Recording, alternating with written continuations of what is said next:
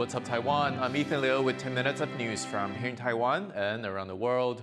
More than 20 Taiwanese medical associations are calling for Taiwan to be invited to this year's World Health Assembly. Taiwan has not attended since 2016 due to pressure from China. Yvonne Yang reports. Medical professionals in Taiwan are calling for the country to be invited to this year's World Health Assembly. The annual meeting of the World Health Organization's governing body in Geneva begins in just over a week. And this year, just like in the last 6 years, Taiwan has not been invited. That's due to objections from China, which claims Taiwan as its own territory. On Friday, 21 Taiwanese medical associations urged the WHO not to exclude Taiwan on the basis of politics. They also appealed to the World Medical Association, of which Taiwan is a member. The association has previously backed Taiwan's attendance at the World Health Assembly.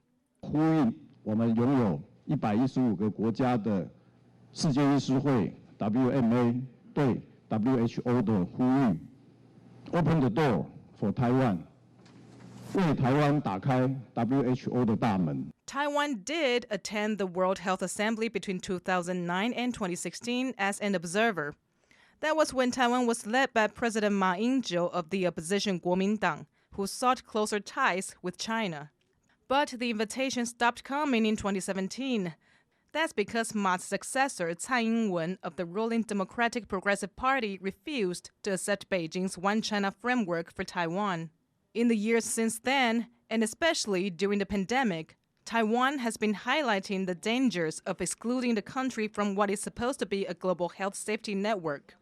Taipei also says it's willing to share its medical experience, expertise, and technology with countries that lack resources. This expertise also extends to traditional Chinese medicine. 不只是我们一般的这个所谓的西医的医疗，中医的这个医疗也是非常的进步。 The medical groups say health is the basic human right, and that excluding Taiwan on political grounds betrays the inclusive spirit of the WHO Charter. There is still time for Taiwan to receive an invitation to this year's World Health Assembly. But if the past 6 years are anything to go by, the group's pleas are likely to fall on deaf ears. Leon Lien, Charlie Storr, and Yvonne Yang for TaiwanPlus. Taiwan has confirmed its third case of swine flu infection in a human. The patient is a young girl from central Taiwan who started experiencing fever and muscle soreness in March. Health authorities have now confirmed she was infected with the H1N2V swine flu. They say she likely caught the disease because she frequently visits pig farms. None of the girl's family members have shown any symptoms. Over 350 people have signed a petition in support of Chinese publisher Li Yanhe.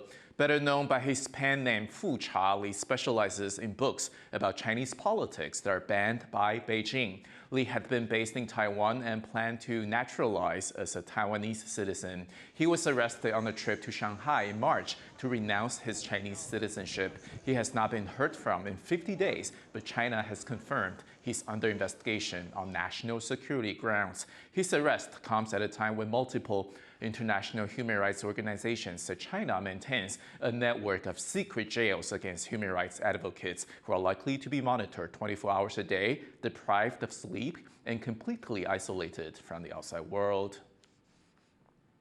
Staff of Taiwan's EVA Air are pushing to scrap a policy mandating female flight attendants to wear skirts. Sally Lianson reports. Tight-fitting pencil skirts and sky-high heels. Historically, airlines have enforced strict gendered uniform policies.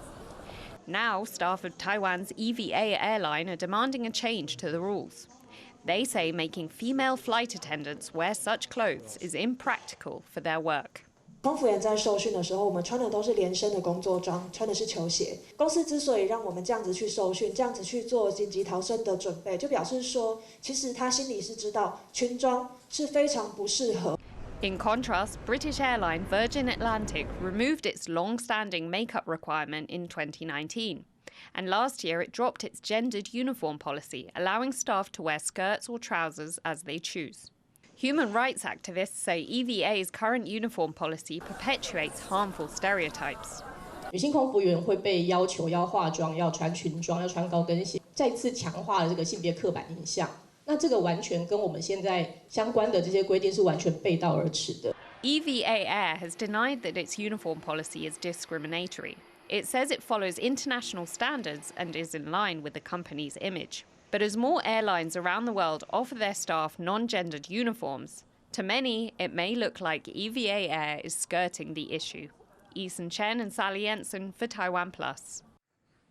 Now that pandemic restrictions have been lifted, an Asia-focused art fair is making a full comeback. Over the weekend, Taipei Dangdai will feature 90 galleries showcasing contemporary art by both established and emerging artists. Our reporter Yu Jinghua went to check out what's on display.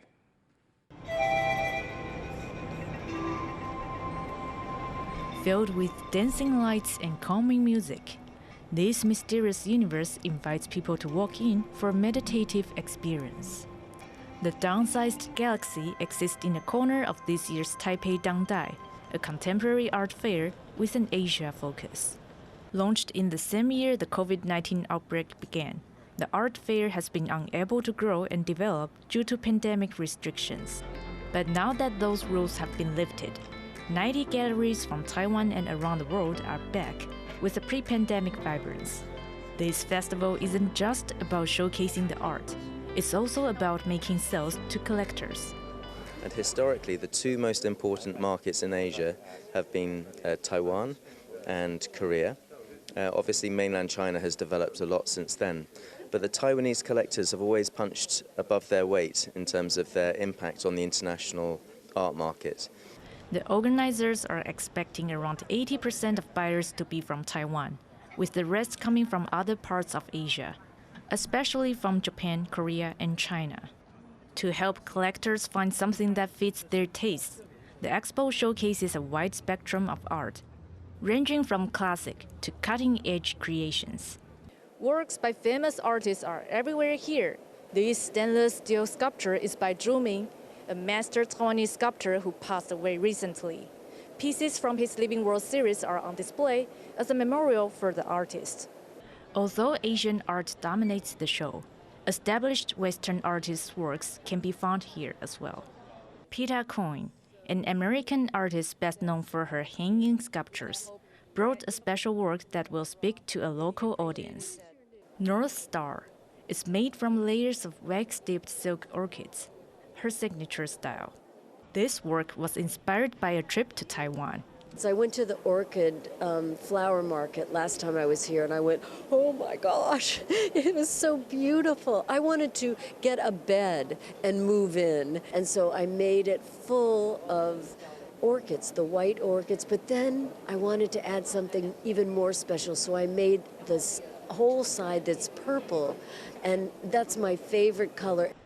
Aside from art sales, Taipei Dangdai also features workshops and forums to attract more curators and to open up a dialogue about contemporary art in Taiwan.